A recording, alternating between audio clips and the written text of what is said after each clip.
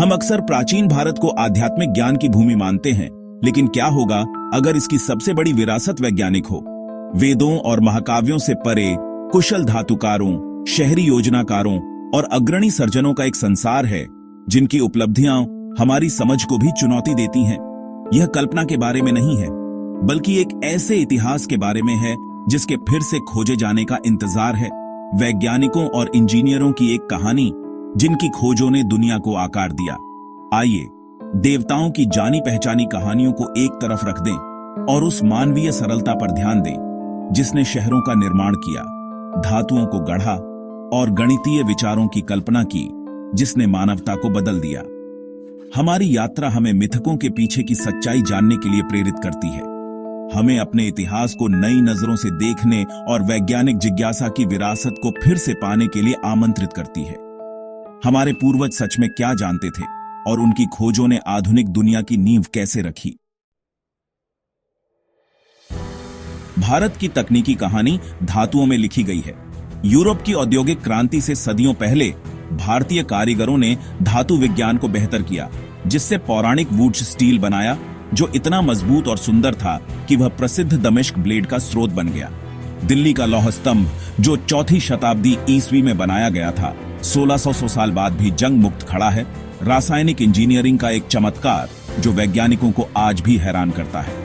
यह कोई संयोग नहीं था, बल्कि गहरे अनुभवजन्य ज्ञान का परिणाम था। भारतीय धातुकारों ने लोहे, स्टील और यहां तक कि जस्ता में भी महारत हासिल की। इसे यूरोप से सदियों पहले राजस्थान में औद्योगिक पैमाने पर डिस्टिल किया।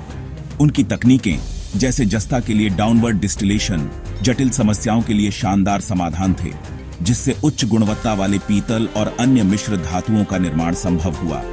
ये कारीगर व्यावहारिक रसायनज्ञ थे जो आधुनिक रसायन विज्ञान के अस्तित्व में आने से बहुत पहले अयस्कों, तापमान और मिश्र धातु को समझते थे। उनकी विरासत केवल स्थायी कलाकृतियों में नहीं है, बल्कि इस विचार में है कि मानव सरलता के माध्यम से पदार्थ को बदला जा सकता है। भारतीय धातु विज्ञान भट्टी में पैदा हुआ एक विज्ञान था जो पीढ़ियों से चला आ रहा था और इसने सदियों तक वैश्विक मानक तय किए। उनके निरंतर प्रयोग और शिल्प कौशल हमें याद दिलाते हैं कि नवाचार उतना ही हाथों से काम करने की महारत के बारे में है जितना कि सिद्धांत के बारे में। रोम या ग्रीस से बहुत पहले सिंधु घाटी सभ्यता ने मोहनजोदारो और हड़प्पा जैसे शहर बनाए, जिन्हें एक ग्रिड पर सावधानी पूर्वक योजनाबद्ध किया गया था, जिसमें सड़कें मुख्य दिशाओं में संरेखित थीं। उनकी सच्ची प्रतिभा जमीन के नीचे थी। हर घर, चाहे अमीर हो या गरीब, एक परिष्कृत जल निकासी और स्वच्छता प्रणाली से जुड़ा था, जिसमें ढकी हुई ईंट की नालियां और नियमित रखरखाव बिंदु थे। निजी बाथरूम और शौचालय आम थे जो शहर भर के सीवरों से जुड़े थे। उस समय कहीं और एक अज्ञात विलासिता। ग्रेट बाथ जैसी सार्वजनिक संरचनाओं ने उन्नत इंजीनियरिंग और वाटरप्रूफिंग का प्रदर्शन किया, जबकि मिस्र और मेसोपोटामिया ने स्मारक बनाए। उनके शहरों में ऐसी योजना और स्वच्छता की कमी थी। हरापा वासियों ने जन स्वास्थ्य और टिकाऊ जीवन को प्राथमिकता दी, एक ऐसा मॉडल जो हजारों सालों तक खोया रहा। उनकी फिर से खोज ने इतिहास को फिर से लिखा, यह साबित करते हुए कि शहरी नियोजन और स्वच्छता की जड़ें प्राचीन भारत में हैं। भारत का सबसे गहरा उपहार वह संख्या प्रणाली है जिसका हम आज उपयोग करते हैं। यह यहीं पैदा हुई, अरब में नहीं। इसकी प्रतिभा प्लेस वैल्यू और शून्य का आविष्कार या जीरो। शून्य एक प्रतीक से बढ़कर था। यह एक दार्शनिक छलांग थी जो जीरोटा और अनंत क्षमता दोनों का प्रतिनिधित्व करती थी।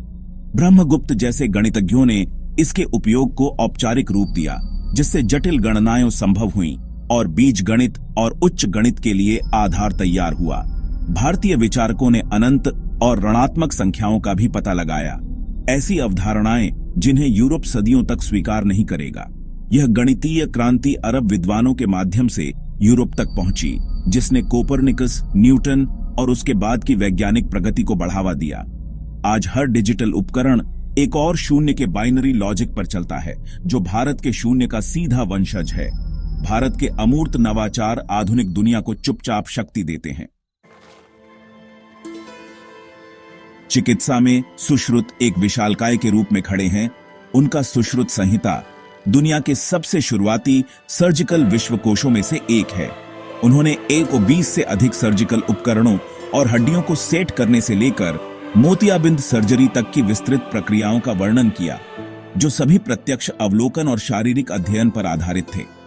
सुश्रुत ने प्लास्टिक सर्जरी, विशेष रूप से राइनोप्लास्टी का बीड़ा उठाया, जिसमें माथे के फ्लैप तकनीक का उपयोग किया गया, जो आज भी उपयोग में है। उनके समग्र दृष्टिकोण ने पूर्व और पश्चात ऑपरेटिव देखभाल, स्वच्छता और एंटीसेप्टिक्स पर जोर दिया, अपने समय से सदियों आगे। जबकि अन्य संस्कृतियों ने विच्छेदन से परहेज किया, सुश्रुत के हाथों से काम करने के तरीकों ने शरीर रचना विज्ञान और सर्जरी को आगे बढ़ाया। उनके काम ने भारत से परे चिकित्सा को प्रभावित किया, दुनिया भर में सर्जिकल प्रथाओं को आकार दिया। आधुनिक सर्जरी की जड़ें गंगा के तट पर हैं, न कि केवल यूरोप के हॉल में। भारत की उपलब्धियों को समझने के लिए उनकी विश्व स्तर पर तुलना करें। चौथी शताब्दी ईस्वी में भारत का लौह स्तंभ जंग का विरोध करता था, जबकि रोमन लोहा क्षय होता था। हड़प्पा शहरों में ग्रिड लेआउट और सीवर थे, जब मिस्र और मेसोपोटामिया में शहरी नियोजन और स्वच्छता की कमी थी। गणित में ब्रह्मगुप्त ने शून्य और ऋणात्मक संख्याओं को परिभाषित किया, जबकि यूरोप डार्क एजेस में संघर्ष कर रहा था, तब भी बोझिल अंकों का उपयोग कर रहा था। भारतीय विचार अरब दुनिया में गए, फिर यूरोप के पुनर्जागरण को प्रेरित किया। चिकित्सा में सुश्रुत ने जटिल सर्जरी की, जबकि ग्रीक चिकित्सा गैर आक्रामक और वर्जनाओं द्वारा सीमित रही। धातु विज्ञान, गणित और चिकित्सा में भारतीय प्रगति अपने समय से सदियों आगे थी। ये सफलताएं अलग थलग नहीं थीं। उन्होंने वैश्विक मानक तय किए और दुनिया भर में नवाचार को प्रेरित किया। भारत विज्ञान और प्रौद्योगिकी में एक वैश्विक नेता था, जो अक्सर अपने समकालीनों को सदियों से पीछे छोड़ देता था।